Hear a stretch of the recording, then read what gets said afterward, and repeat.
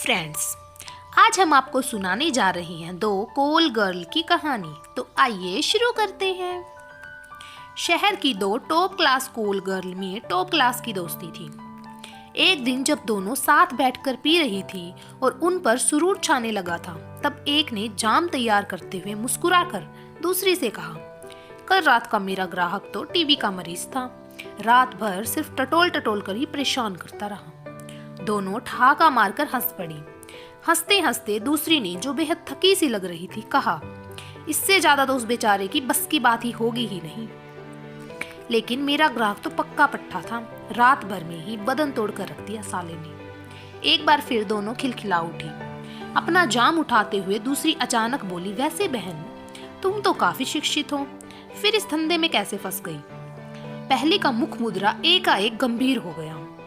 मत पूछो बहन, बड़ी लंबी कहानी है। उसने अपना जाम खाली किया, फिर जैसे अतीत में डूबती हुई बोली, कॉलेज के एक लड़के को बेहद चाहती थी। माँ बाप और समाज ने हम दोनों के बीच दीवार खड़ी करने की कोशिश की। इसीलिए मन में रंगीन सपने सजाकर एक दिन उस लड़के के साथ भागकर मुंबई पहुंच गई। बस वहीं से मेरे दुर्भाग्य की शुरुआत हुई। कुछ क्षण रुककर उसने अपने लिए नया जाम तैयार किया और बातों की कड़ी जोड़ते हुए आगे बोली, कुछ दिन तो मौज मस्ती में बीते, पर बाद में जब रोजी रोटी की समस्या शुरू हुई तो वह लड़का दगा कर गया। उसने मुझे धोखे से कोठे पर बेच दिया। अपनी जाम गटागट खाली करने के बाद एक लंबी सांस छोड़कर उसने आगे कहना शुरू किया, भूखी प्यासी असहाय अकेली मैं कब तक लड़ती।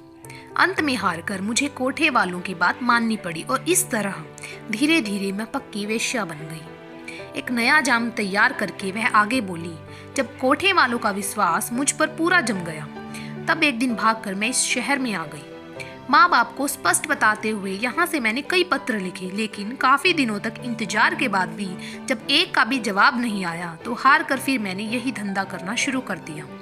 फर्क यही है, पहले जहाँ मैं कोठे वालों के लिए कमाती थी, वहीं अब अपने लिए कमाती हूँ, अपने ढंग से रहती हूँ, अपने ढंग से जीती हूँ। एक लंबी सांस छोड़कर वह धीरे धीरे अपना जाम पीने लगी। कमरे में चुप्पी छा गई। कुछ देर बाद पुनः पहली ने ही चुप्पी तोड़ते हुए पूछा, और बहन, अब तुम अपनी भी तो सुनाओ, तुम कैसे आ गई इस धंधे में? मेरी कहानी भी बहुत कुछ तुमसे मिलती जुलती है बहन। मैं गाँव की रहने वाली थी। माँ बाप की मर्जी से ब्याह कर शहर में आई। मेरा शौहर बहुत ही घटिया किस्म का नशेबाज था। अपनी दिन भर की कमाई का दारू पीकर शाम में जब वह घर आता तो मेरे साथ जानवरों जैसा सुलूक करने में उसे बड़ा मजा आता था। मैं सब कुछ सहती हुई जीवन को एक सजा समझकर काट रही थी। समय बीतता गया।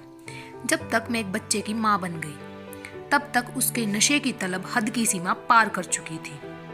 अब वह दिन भर नशे में धुत रहने लगा। कोई काम के लायक तो वह बचा नहीं था, सो जब तब पैसे के लिए मुझे ही तंग करने लगा।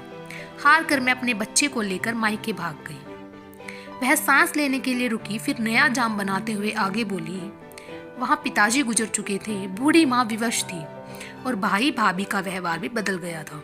कुछ दिनों बाद जब मेरा शौहर मुझे लेने आया तो मायके से निराश होकर मुझे फिर उसी नर्क में जाना पड़ा। इस बार शहर पहुंचकर मैं अपने बच्चे की खातिर मजदूरी करने लगी, लेकिन उस रात अचानक वह हांफने लगी। चेहरा तमतमा गया।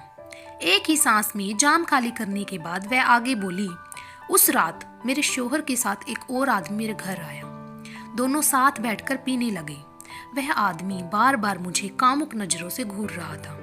उसकी नजरों से बचने के लिए मैं अपने बच्चे को लेकर जल्दी ही सोने चली गई, लेकिन रात गहराने के बाद वह आदमी मेरे कमरे में घुस आया और मेरे साथ जबरदस्ती करने लगा।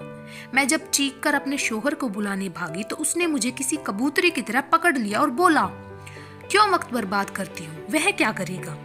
उसी ने तो मेरे साथ तेरा सौदा किया है, सिर्फ एक रात का सौदा। इसके बाद तो मैं चीखती चिल्लाती रही और वह मेरे साथ जबरदस्ती करता रहा। बाहर मेरा नकारा शौहर पता नहीं जानबूझकर या नशे में बेहोश पड़ा रहा।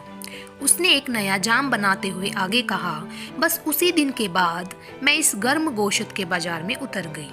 उसने एक लंबी सांस छोड़कर आगे कहा, और तो और जो लोग समाज सुधार और वेश्या उद्धार पर दिन में लंबे लंबे भाषण देते हैं, वे लोग भी रात में इस गर्म गोश्त की मंडी में अपना मुंह काला करने आते हैं, दलाली करते हैं और मौका मिलने पर कमसिन और बेसहारा लड़कियों का खुद इस्तेमाल कर इस मंडी में फेंक देते हैं।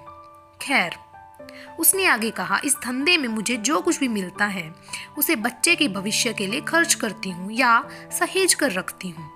अपने बच्चे को एक बढ़िया स्कूल के हॉस्टल में रखवा दिया है मैंने। अब मैं बेफिक्र और आज़ाद हूँ। बस एक ही चिंता है, बच्चा बड़ा होकर मेरे इस रूप को सहन करेगा या नहीं। वह एक ही सांस में अपना जाम खाली करके चुप हो गई। तुम्हें एक चिंता है तो अपना कहने के लिए एक बच्चा भी है, लेकिन मेरे पास तो सिर्फ चिंता ही चिंता है, पर अपना कहने के लिए कोई भी नहीं। एक आह भरकर दूसरी भी चुप हो गई। वह नया जाम तैयार करने लगी। कमरे का वातावरण अचानक बोझिल हो गया। दोनों अपना अपना जाम उठाकर गटागट पीने लगे, जैसे अपने दुर्भाग्य का जहर पी रही। दोनों खामोश थी, इतनी खामोश कि घड़ी की टिक टिक भी सुनाई दे रही थी। समाप्त। आशा करती हूँ आप लोगों को आज की कहानी पसंद आई होगी। ऐसी ही ढेरों कहानियाँ जानने के लिए फॉलो और सब्सक्राइब करें मेरे चैनल ढेर सारी कहानियाँ को। Thank you.